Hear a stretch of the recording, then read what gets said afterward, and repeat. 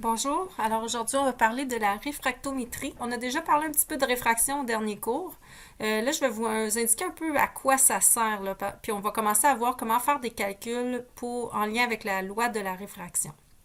Donc la réfractométrie, c'est une technique ou des techniques qui servent à mesurer avec précision l'indice de réfraction d'une substance.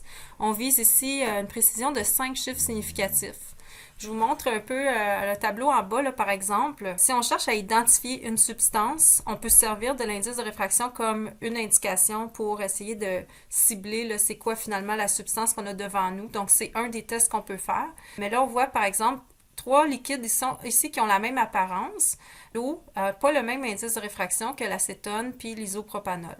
Mais il y a une variation aussi, on a déjà vu, par rapport à la température là, pour l'indice de réfraction. Puis on peut présumer ici que c'est avec la lumière du sodium, mais ça pourrait être précisé là, dans les chartes que vous utilisez. Donc, ça varie en fonction de la température. En gros, c'est que c'est une tendance qui est à la baisse, mais très faible, là. Donc, c'est pour ça ici que lorsqu'on veut identifier une substance, on essaie d'avoir une bonne précision sur la mesure de l'indice de réfraction. Enfin, si on a une précision de, disons, juste deux chiffres significatifs, on ne serait pas capable de déterminer ici très bien duquel des produits il s'agit.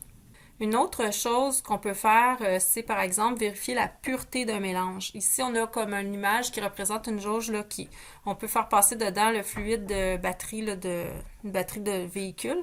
Puis, à un moment donné, il y a une limite où est-ce qu'on sait qu'il faut remplacer le fluide parce qu'il y a trop d'impuretés dans le mélange.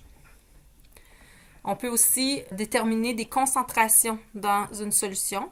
Donc, par exemple, avec un petit réfractomètre portable comme ça, on peut déterminer si on en met un liquide là, sur la petite portion vitrée. On peut aller chercher, par exemple, le pourcentage de sucrose ou d'une certaine sorte de glucides présent dans une solution. Fait que, par exemple, dans l'alimentation, ça peut être utile si on veut faire des vérifications au niveau des composantes là, qui sont indiquées sur la fiche des valeurs nutritives des ingrédients d'une confiture, par exemple. Puis aussi, ben, en termes d'appellation, hein, on ne peut pas appeler ben là, je donne l'exemple des confitures, mais les sirops, c'est les mêmes choses, là.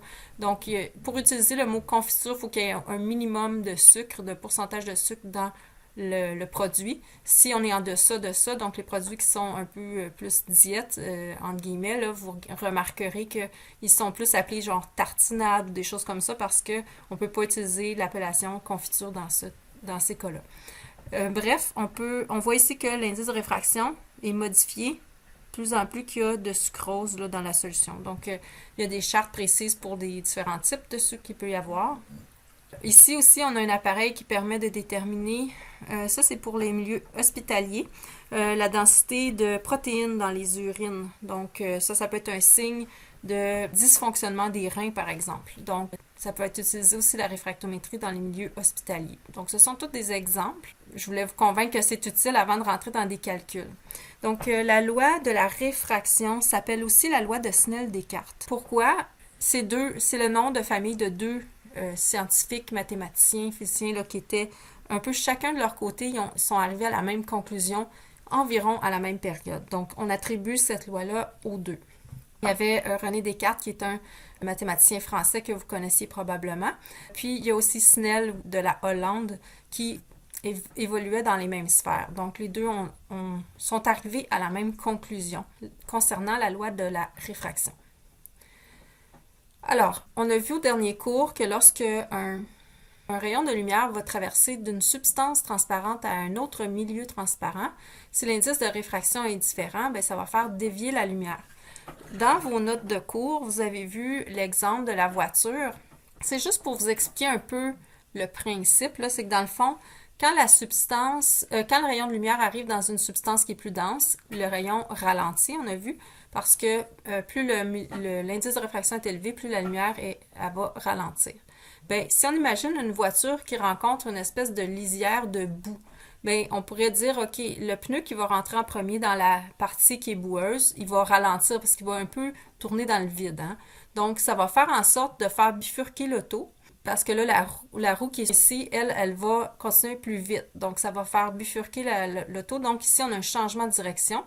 Puis à la sortie de la zone boueuse, ben, c'est un peu le phénomène inverse. La première roue qui va agripper l'asphalte va aller plus vite, donc ça va faire ramener l'auto. Bon, dans des situations idéales, ça la ramènerait de façon exactement parallèle à la direction qu'elle avait initialement avant de traverser la flaque. C'est juste pour vous faire comprendre un peu l'esprit là, de qu'est-ce qui se passe, mais c'est sûr que là, on ne parle pas d'une voiture, on parle d'une onde lumineuse. Mais ici, c'est illustré avec les fronts d'onde. Donc, on a une onde ici qui a une longueur d'onde plus grande dans le milieu 1. Donc, ici, l'indice de réfraction est plus faible. Ça arrive dans le milieu 2 où l'indice de réfraction est plus élevé. Donc, les fronts d'onde vont se rapprocher, la longueur d'onde va diminuer, mais la vitesse, elle, donc aussi va diminuer.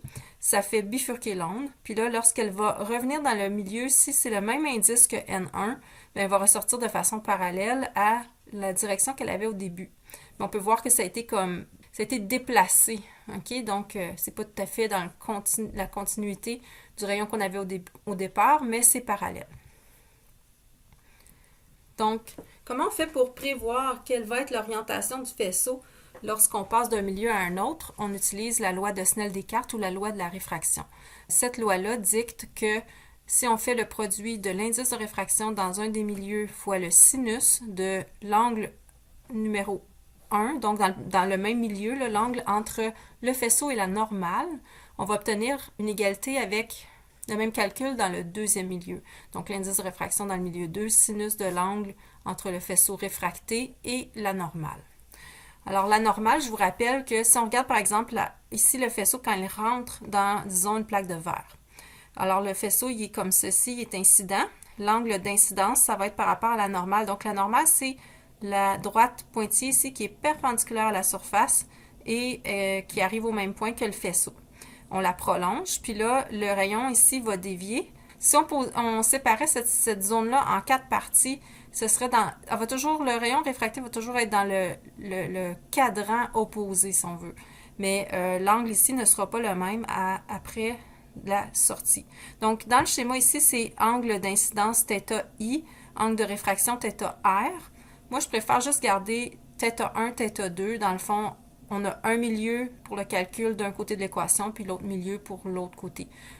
Parce que l'ordre n'est pas vraiment important. Le parcours de la lumière, c'est quelque chose qui est réversible. On pourrait envoyer ici le faisceau de l'autre côté, puis il suivrait le même chemin, mais à l'inverse. Donc, ici, je préfère juste appeler ça côté 1, côté 2.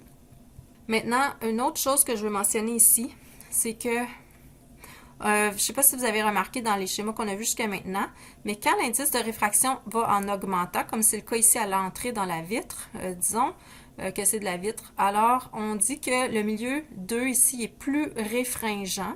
Ça, c'est quand son indice de réfraction est plus élevé que le premier. Puis ça fait en sorte que le rayon va se rapprocher de la normale. Vous remarquez ici que le rayon ici, l'angle est plus petit que l'angle dans le milieu 1. Lorsque, au contraire, le rayon ici il sort disons, dans l'air, donc il passe de la vitre à l'air. L'air, c'est un milieu moins réfringent donc que la vitre parce que l'indice est plus faible. Et puis, à ce moment-là, le faisceau va s'éloigner de la normale. Donc, l'angle va être plus grand ici dans l'air que dans la vitre. Alors, on va faire un exemple, mais juste avant que on passe à l'exemple qui est à la page 9, peut-être que vous pourriez mettre pause puis juste lire celui qui est déjà fait par écrit juste avant. Donc, ça vous montre un peu comment on utilise la loi de la réfraction. Peut-être aussi, je peux mentionner que là, on travaille avec des angles en degrés. Donc, si votre calcul ne fonctionne pas, il est possible que ce soit parce que votre calculatrice n'est pas en mode degré. Lorsqu'on fait une opération trigonométrique, il faut faire attention pour le choix du mode de la calculatrice en fonction des unités de l'angle qu'on utilise. Maintenant, on va aller voir l'exemple suivant. Donc, on a un rayon lumineux qui arrive, il frappe le centre d'un demi-cylindre. Donc ici, c'est un cylindre pas très long, qu'on pourrait dire. On appelle ça des demi-cylindres, mais c'est comme ça ressemble à un demi-disque, mais c'est juste qu'il y a une épaisseur. OK? Donc la lumière ici va traverser à l'intérieur de la substance qui est là. Le rayon va arriver au centre du demi-cylindre, puis avec un angle de 20 degrés par rapport à la surface. Puis là, on demande de déterminer la trajectoire suivie par le rayon jusqu'à ce qu'il sorte, puis déterminer tous les angles. là, c'est suivi de la réponse, mais on va le faire ensemble. L'indice de réfraction du matériau, c'est de 1,38. Puis, on peut prendre en considération que s'il n'y a pas rien qui est spécifié, c'est entouré d'air, donc un indice de réfraction de 1. Donc, la première chose que j'ai fait ici, c'est que je suis allée tracer la normale. Donc, une droite ici pointillée. On utilise un pointillé pour représenter que c'est pas un rayon de lumière, là, c'est vraiment quelque chose d'imaginaire ici. Donc, c'est perpendiculaire à la surface par laquelle le rayon va entrer. Puis là, on constate que l'angle de 20 degrés, ce n'est pas l'angle qu'on va utiliser dans le calcul. On a besoin plutôt de l'angle d'incidence entre le rayon et la normale. Donc ça va être un 70 degrés si on sait qu'on a 90 degrés entre la normale et la surface. J'ai aussi numéroté les matériaux 1 et 2 là, pour l'utilisation de la loi de la réfraction. La première qu'on va faire à l'entrée dans le demi-cylindre. Donc, voici mes informations. L'angle d'incidence ou l'angle 1 de 70 degrés. Le milieu numéro 1, c'est l'air. Puis là, ça va parvenir au milieu d'indice de réfraction 2 de 1,38. J'insère ça dans mon équation de la réfraction. Puis, j'isole ici θ2, l'angle de réfraction dans le milieu 2. Donc, je constate ici que j'ai mis I au lieu de 1, là, mais c'est l'angle 1 pour l'angle d'incidence. Alors, voici le calcul. Finalement, on va diviser le sin de 70 par 1,38, puis après ça, pour aller sortir l'angle, on va aller faire arc sinus sur la calculatrice ou deuxième fonction sinus. On va obtenir ici que notre angle 2 serait de 42,92 degrés. Donc, les angles, je vois souvent une habitude d'arrondir ça à l'unité. Moi, je vous dirais de garder toujours là, dans vos calculs au moins 3 chiffres significatifs, puis même 4. La raison, c'est que quand vous allez faire des exercices, vous allez vouloir savoir si vous arrivez à la bonne réponse. Si vous gardez moins de chiffres significatifs que ça, plus qu'il y a d'étapes dans le calcul, plus vous allez vous éloigner par des arrondissements là, de la réponse. Fait que là, à la fin, c'est dur de comparer et savoir si la petite différence est due à une erreur ou elle est due aux arrondissements. Donc, on garde 3-4 chiffres significatifs pendant les calculs. Après ça, donc ça, c'est l'angle que j'ai fait apparaître ici entre la normale et le rayon réfracté à l'intérieur du demi-cylindre. Le rayon va ensuite parvenir à l'extérieur du demi-cylindre, puis là, il va tenter de sortir dans l'air. Donc, on va avoir une deuxième réfraction ici. J'ai donc mis l'image en bas avec le milieu maintenant qui va être milieu 1 qui est l'indice du demi-cylindre, puis ça sort dans l'air avec l'indice 2 qui est d'une valeur de 1. Là, il faut tracer la normale à l'endroit aussi que le rayon arrive sur la surface circulaire. Mais on a précisé, je l'ai dit verbalement, je ne sais pas si c'est écrit dans le problème, mais il faut que ce soit comme ça, sinon on ne pourrait pas tracer la normale. Là. Le rayon passe par le centre du cercle. Ça veut dire que ça ici, c'est sur un rayon de cercle. Mais un rayon de cercle, c'est perpendiculaire à la tangente au cercle. Ça veut dire que notre normale, OK, vous voyez, j'ai mis la tangente en blanc, là. La normale est en gris ici. C'est ça qu'on a besoin. OK, notre normale est perpendiculaire à la surface du cercle. Là, on constate, j'ai dit que c'est perpendiculaire à la surface, mais la normale, elle est exactement placée comme sur le rayon. Ça veut dire qu'il n'y a aucun angle entre le rayon et la normale. C'est un angle de 0 degré. Donc, dans le milieu 1, on a un angle de 0 degré. Notre indice dans le milieu 1, c'est 1,38. Puis là, ça va sortir dans l'air. J'insère ça dans ma loi de Snell-Descartes. OK, ça donne ceci. Sauf que le sinus de 0, ça donne 0. Donc, peu importe quels sont les indices de réfraction ici, je vais avoir, en isolant, vous pouvez le calculer sur votre calculatrice, arc sin de 0, ça donne un angle de 0. Donc, l'angle de sortie dans l'air va être de 0 degré. Ce que je veux vous montrer d'abord, c'est que le faisceau, il va sortir en continuant sur la normale. Il ne va pas être dévié dans ce cas-ci. Je vais le tracer avec mon crayon. Vous voyez, j'ai un crayon qui fait des drôles de dessin, là, mais OK, en gros, c'est ça. OK, le rayon continue son chemin sans être dévié. Ce qu'on vient de voir, c'est un cas particulier. Lorsque un rayon arrive sur la normale, donc avec un angle de 0 degré, ça ne dérangera pas c'est quoi les indices de réfraction des deux milieux. On va toujours avoir un rayon qui ne dévie pas. mais c'est le seul cas où ça va arriver que le rayon ne dévie pas, même si les indices de réfraction sont différents. Maintenant, ce qu'on va aller faire, c'est on va faire ensemble le mini laboratoire là, de l'indice de réfraction. Comment trouver l'indice de réfraction d'une substance par la loi Snell-Descartes. Donc, c'est à la page 11 de votre document. Puis, je vais vous montrer une vidéo où est-ce qu'on va aller prendre des mesures. Une petite chose à mentionner, c'est que la vidéo que je vais utiliser, c'est pas exactement les mêmes angles d'incidence qui étaient prescrits dans votre document à la page 11. Donc, faites pause 2 secondes pour juste corriger les valeurs. Donc, on va faire les angles 15 degrés suivis de 30, 45, 60 et 75. Donc, on ne fera pas non plus, je crois, le 50 degrés. Je vais le barrer. Alors, la manipulation a été gentiment tournée par Rémi, filmée par Rémi, notre technicien. Donc, c'est lui qui va commenter les manipulations.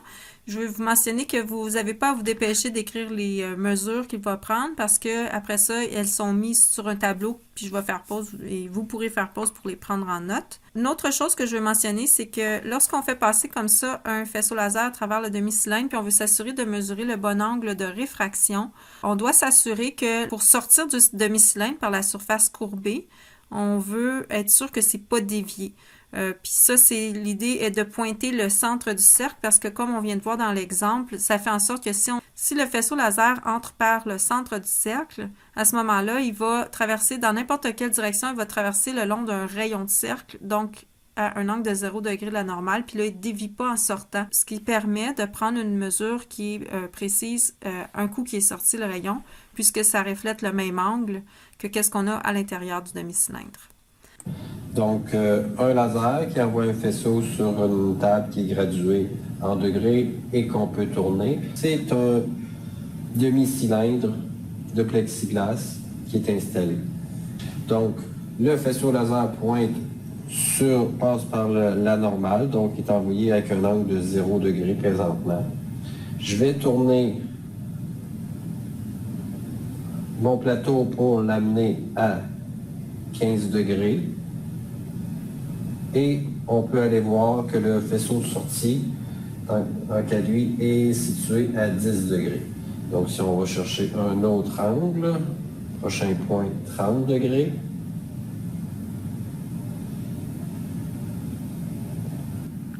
Le faisceau incident est celui-ci, donc qui passe par 30 degrés. Il y a une partie du faisceau qui est réfléchie par la surface du demi-cylindre. On n'en tient pas compte. Ce qu'on va voir vraiment, c'est à quel angle le faisceau de sortie qui passe dans le demi-cylindre et qui ressort, à quel angle il ressort. Donc, présentement ici, ce qu'on lit, un angle d'incidence de 30 degrés et un angle de sortie de 19 degrés. On a fait ça pour les autres points que vous avez besoin pour faire l'analyse. Tout est de résumé dans le tableau qui suit.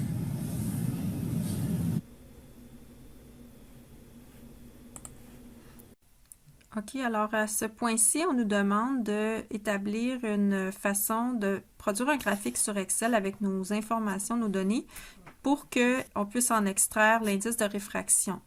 Donc, plutôt que d'aller calculer l'indice de réfraction dans la loi de Snell-Descartes pour chacune des combinaisons puis faire une moyenne, il va être préférable d'aller faire un graphique linéaire sur Excel pour aller en chercher la pente. Parce qu'en faisant ça, Excel va calculer la pente de façon pondérée.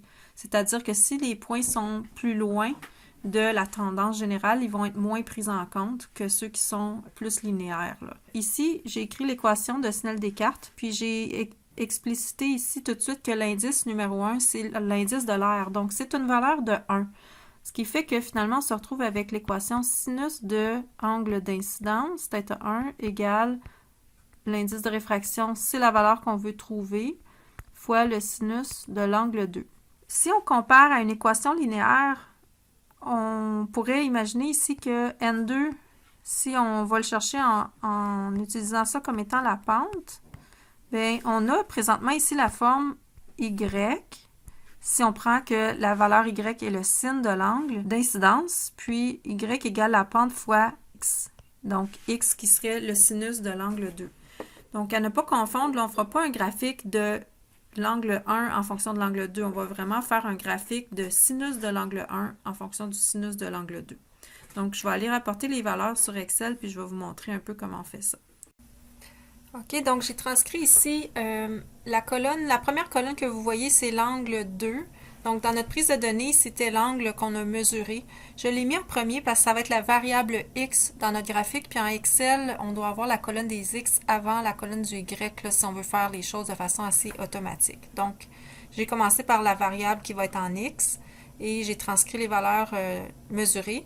Pour la colonne 2, c'est l'angle d'incidence. Donc, c'était les valeurs prescrites d'angle d'incidence. Maintenant, je veux aller chercher le sinus de ces angles-là. Sur Excel, par défaut, il traite, si on fait juste la fonction sinus, ok, qui est en lettres majuscules sin comme ça, c'est pas suffisant parce qu'il va utiliser les valeurs comme si on a des radians. Donc, ce qu'on doit faire, c'est utiliser aussi la fonction radian, comme ceci. Ah, elle doit être en majuscule par contre, radian. Et là, je vais insérer, je vais le faire avec ma valeur de la colonne ici, A, ligne 2. Je m'assure donc, comme de cette façon-là, qu'il prend ma valeur et la met en radian pour qu'elle puisse ensuite être traitée dans le sinus par Excel. Donc, ça va me retourner le sin de mon angle comme si je l'avais fait. Vous pouvez tester sur la calculatrice. Là, si je le fais en degrés, ça va donner cette valeur-là. Et pour que ça fasse ça pour toutes les valeurs, ici, j'ai comme étiré ma cellule. Donc, c'est peut-être plus avec ces chiffres-là que vous allez pouvoir vérifier sur votre calculatrice, mais si vous faites le signe de 10 degrés, avec la calculatrice en mode degré, ça va vous retourner la valeur qui est ici. Maintenant, pour l'angle θ1, je fais la même chose, là, égale fonction sin, radian, de, cette fois c'est la colonne B, l'élément 2.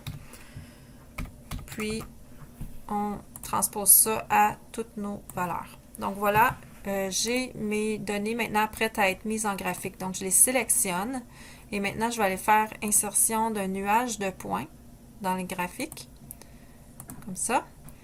Maintenant, on pourrait bien sûr mettre un titre au graphique. On pourrait dire, appelons-le simplement indice de réfraction du plexiglas par la méthode de Snell-Descartes. Bon. Maintenant, ce qui nous manque, c'est la droite, la tendance linéaire. Donc, je vais faire un right-click sur mes points et je vais aller ajouter une courbe de tendance. J'ai déjà linéaire qui est sélectionné, ça marche. Ce que je voudrais aussi, c'est afficher l'équation sur le graphique. Donc, la voilà. Là, dans mon cas, j'ai assez de chiffres significatifs, plus qu'assez. J'en ai 5. Donc, c'est suffisant. On voit ici que la pente, comme prévu, reflète l'indice de réfraction du plexiglas. Prévoyez que le graphique passe par 0, 0. C'est très proche. Donc, pas de problème à ce niveau-là. Donc, si je veux vraiment avoir un graphique plus complet, ici, on pourrait nommer nos axes. C'est ce qu'il faudrait faire. Donc, j'ai juste spécifié en insérant une zone de texte ici, que l'axe des Y, c'était le signe de l'angle θ1 et l'axe des X, le signe de l'angle θ2. OK, pour conclure sur cette expérience-là, donc ici, on a eu comme pente, l'indice de réfraction serait égal à 1,4291 comme valeur expérimentale. On demande de faire le calcul du pourcentage d'écart relatif par rapport à la valeur théorique qui est de 1,49 pour le plexiglas. On dit seuil de précision acceptable de inférieur ou égal à 3 %. Je ne sais pas exactement pourquoi le 3 % était là, mais je vais en discuter. Donc, on demande ensuite, c'est ça, les principales causes d'erreur dans le laboratoire. Alors, pour calculer l'écart relatif, le pourcentage d'écart relatif, on va faire la valeur expérimentale moins la valeur théorique ou l'inverse, mais on fait en valeur absolue. Puis, on divise par le 1,49, la valeur théorique, et on fait x 100. Donc, dans ce cas-ci, on obtient près de 4 %. Je vais vous dire premièrement, là, si on avait été en laboratoire puis on l'avait fait ensemble, je vous aurais dit de porter une attention particulière lors de la prise de mesure à un facteur qui a probablement ici contribué à dépasser le 3 %. C'est que lorsque le rayon de lumière traverse une interface transparente, il y a toujours une partie de la lumière qui est aussi réfléchie puis qui reste dans le même milieu, donc ici dans l'air. Vous l'avez vu sur la vidéo. Alors, c'est important quand on aligne le faisceau laser de s'assurer que l'angle d'incidence ici et l'angle de réflexion sont les mêmes parce que ça devrait obéir, bon, mon schéma n'est pas à l'échelle, de toute évidence, ça devrait être égal. parce que la loi de la réflexion dit que l'angle d'incidence égale l'angle de réflexion. Bien que c'est pas le faisceau réfléchi ici qui nous intéressait, l'alignement peut être vérifié par rapport à cette caractéristique-là. Donc, je pense que si on revisionne la vidéo, on se rend compte que dans la prise de mesure, c'était pas toujours respecté. Donc, ça veut dire que le faisceau n'était pas toujours très, très bien aligné par rapport au rapporteur d'angle. Donc, ça peut avoir contribué à augmenter un peu l'erreur d'une façon qu'on pourrait améliorer. Qu'est-ce qu'on pourrait pas améliorer? Là, par exemple, on dit c'est quoi les causes d'erreur dans le laboratoire? Avec les appareils qu'on avait, on ne pourrait pas remédier au fait que notre longueur d'onde n'était pas de 589 nanomètres. Dans le labo, on a utilisé un laser hélium-néon qui est 632 nanomètres. Donc, c'est pas la longueur d'onde qu'on a ici pour l'indice de réfraction de référence. Donc, ça, c'est certain que ça peut éloigner un petit peu, bien que ça n'expliquerait pas un 4% d'écart. Mais comme j'ai dit, un autre facteur qui contribue, c'est l'alignement du faisceau laser. On doit s'assurer que le faisceau aussi ressort sans être dévié. Ça, je pense que c'était assez bien respecté dans la vidéo. Mais au niveau de l'angle d'incidence, l'angle de réflexion, des fois, on voyait que dans certaines mesures, c'était moins parfait. Une autre cause d'erreur qu'on pourrait mentionner, c'est toujours la précision limite là, de l'instrument. Donc là, on avait un rapporteur d'angle qui était précis la plus petite graduation, c'était 1 degré, ce qui veut dire qu'on a une incertitude de plus ou moins un demi-degré. Donc ça aussi, ça peut contribuer. Mais en plus, un demi-degré d'incertitude, ça c'est lorsqu'on a une ligne fine à mesurer. Mais le faisceau, vous avez vu que dans certains cas, il était un peu large puis diffus. Donc, dans ces circonstances-là, il est possible d'estimer qu'on va avoir une incertitude liée à l'instrument dans le contexte d'utilisation qui va être plus d'un demi-degré. OK, fait que ça fait pas mal le tour, je crois, des causes d'erreur. Maintenant, c'est vous qui allez poursuivre avec les questions 6 à 9 à la fin de votre document de notes de cours.